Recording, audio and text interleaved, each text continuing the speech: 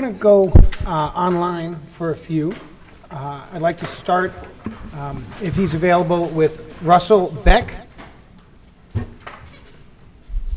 We'll take a minute to give Russell and others a chance to get themselves here and now. It looks like we've got him.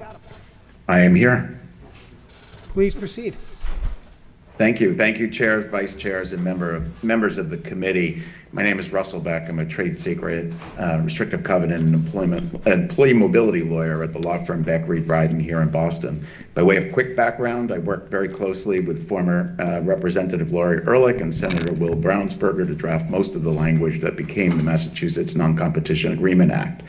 I also assisted the Obama administration in its call to action on non-competes, and I'm here to address the two bills that affect that statute, the Senate Bill 1336, which would ban non-competes, and House Bill 2118, which addresses the relationship between other mutually agreed upon consideration and garden leave. And I should note that while I drafted the garden leave language at the beginning of the statute, I did not actually draft the specific language addressed by House Bill 2118.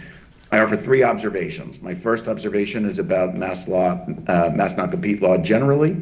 The legislature worked for a decade to balance competing interest, and in so doing, produced a truly thoughtful and nuanced overhaul of Massachusetts restrictive covenant law that bans non-competes for the most vulnerable workers while ensuring fairness and transparency for everyone else. There are definitely some issues with the statute, but it's working, which leads me to my second point, my second observation, which concerns Senate Bill 1336. The very first bill filed in Massachusetts was to ban non-competes, and then there were similar bills that surfaced at various points along the way. At the same time, there have been multiple studies on the impact of non-competes on wages in the economy with very mixed results. And although proponents of a ban will often direct legislatures to studies showing the negative impacts, those studies tend to be very narrowly focused and are contradicted by other studies. I've spent a lot of time reviewing those studies and working actually with one of the lead authors for many of them. There are too many issues to address. I'm happy to address them at any point, but they generally are quite flawed, rely on bad data, and confuse correlation with causation.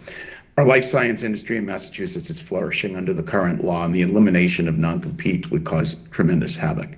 And it bears noting that in the past 10 years, dozens of states have considered banning non-competes, and none has done so with one exception, and there's actually a bill to reverse that.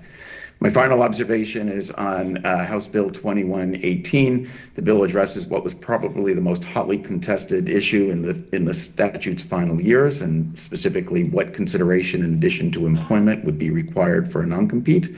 The statute reflects a hard-fought compromise, and passing the bill would have serious negative ramifications in many respects. Most significantly, that it would disproportionately harm startups and small businesses that can't afford to pay it. In closing, I offer my assistance to the committee and its members as you work through these issues and draft appropriate language to accomplish your goals, and just as I did in connection with the original statute. Thank you for your consideration and your public service. Thank you for your testimony. Are there any questions? Seeing none, if you have any written testimony you'd like to submit, of course, we'd love to see that as well. Terrific. Thank you.